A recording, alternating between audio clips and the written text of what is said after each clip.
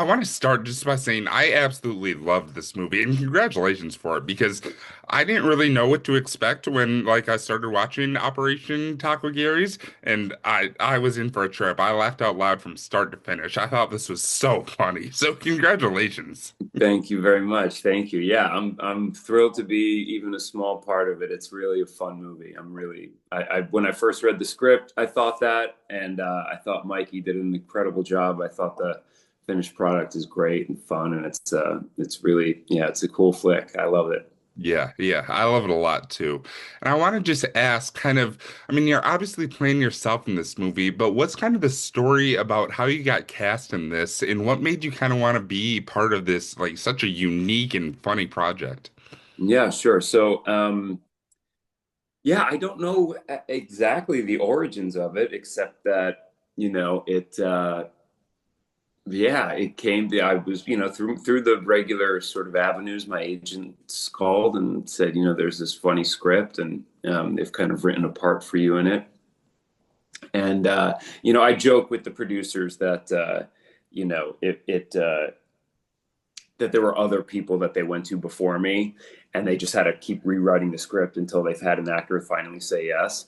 And so so I got this script, and there's this character of Jason Biggs in it, and I've played myself before. I've done it. I did it in Jay and Silent Bob Strike Back, of Yeah. course, a version of myself, and some other things too. I've done it a couple of times, and I always love doing it, particularly when it's something like this, where it's a heightened comedic version. It's and a bit of a villain, right? Like it's sort of get to play a bit of a bit of a bad guy, if you will. The thing I really loved about how they wrote this version of me is that he's a villain. He's a bad guy, but he's such a like he's so silly and doesn't know what he's doing and is trying so hard to be liked that he's actually quite likable, I think. I mean, that was sort of my take of it, is that he's still like a likable character, even though he is essentially one of the bad guys. And so, um, yeah, I just love leaning into it. And look, I've always, you know, sort of looked at myself and my career. I've just never taken any. Look, I take my work very seriously, and I'm very grateful for the career that I've had. But it's also kind of ridiculous. Like I'm known for putting my penis in a pie, and there is something hilarious about that, and something ridiculous about that, and and people have a sort of, I'm very recognizable because of that, and I don't know, there's a way to really lean into that and really make people happy, I think. And so I've always enjoyed it. I've always enjoyed sort of playing myself, or a ridiculous version of myself. And yeah, and the payoff has always been great. Like I feel like the response from people is great. And and also it just says, like, I don't take, it's we're playing make believe. It's we're not curing cancer here. So it's one, let's have some fun while we can. No, totally, totally. And that jumps into like my next question too, because when I think about comedies, I mean, there's a lot of them that I love, but I think one of my favorites that I probably rewatched the most in my life at this point is This Is the End, which like you Mm. see Seth Rogen and all those guys like playing themselves, poking fun at their public Yep. persona. It's so funny. I absolutely Exactly right. No, it's exactly right. And you also feel like you're getting a little bit of a peek behind the curtain, even if it isn't exactly them, or if this isn't exactly me, it's a version of me, or a heightened, ridiculous, fictionalized version of me. There's still something, I think, that the audience likes about sort of feeling like they're getting a peek behind the curtain, and and there's something, yeah, I think that's really fun. Yeah, totally. I'm kind of curious though, is that like, I mean, I'm assuming, or I'm gonna go out on a limb here and assume you're not part of a coalition that involves aliens and all that, but like, when you're playing yourself, when you're playing yourself like this, is that like something that's like easier to kind of get into character to, or like does it come just with all the same kind of like challenges of like actually becoming like yourself, but a different version of yourself when you show up to set?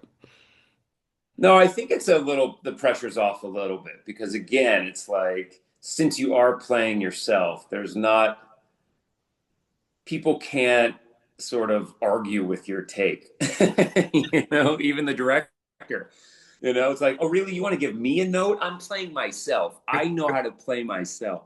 Um, yeah, I don't know. No, I feel like again, at least in this instance with Operation Taco Gary's, Mikey wrote the version of me in such a funny way, and so to me it was really just all there on the page, and anything extra that I brought to it, was just sort of icing. But it was really all there, and yeah, I just had fun with it. No, it was I know what you mean. Sometimes it could be even more pressure when you're playing yourself. You kind of want to, you could easily overthink it, and you don't want to show too much, or you don't want to show too little, or you're trying to find. But this was like really perfect version of me that I think like I got to make fun of myself. I got to be ridiculous. I got to bring my own thing to it and be Jason Biggs, but it's also a totally fictionalized version of myself. So, um, yeah, it was kind of a perfect part for me. Yeah, no, totally. Totally. I totally get it. Yeah.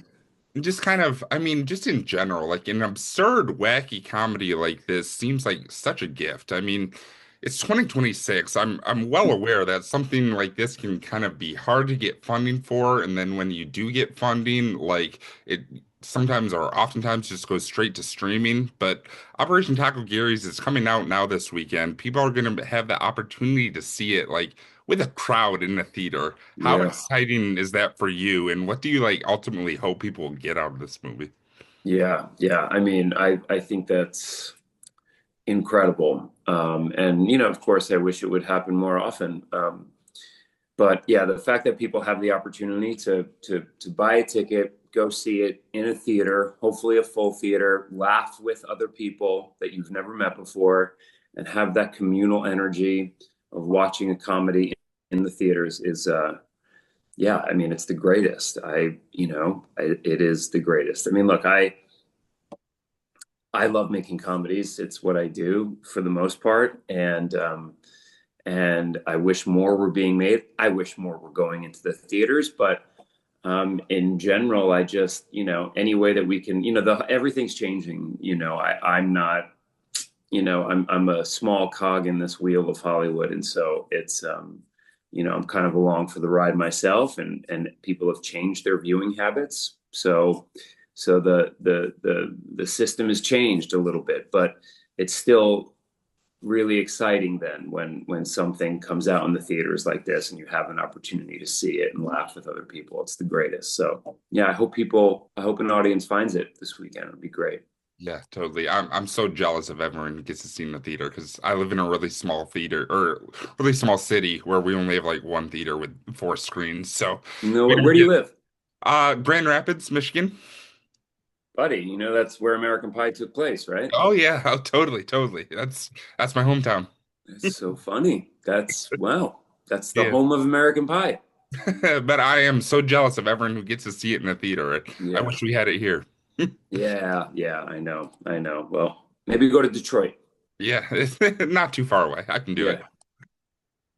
Yeah. So there's also such an awesome cast in this movie. I mean, besides yourself, you've got just incredible talent with Simon Rex, who I've become such a fan of over the years, and Hmm. Dustin and Brenda Song, Doug Jones. Your back and forth with Arturo is also like had me Yep. cracking up the whole time. And I know you don't necessarily share scenes with all of those actors in this movie, but can you just talk about like being on set with all these ridiculously talented people and what it's kind of like to be collaborating with all of them while you're filming this?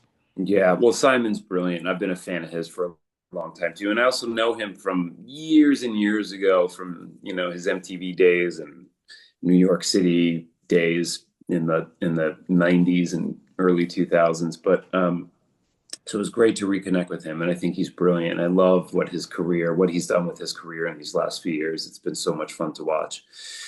And Arturo, who is the guy that I work mostly with in this movie, that's where we met, and then I just fell in love with him, and we just have such a great back and forth. And then we became friendly.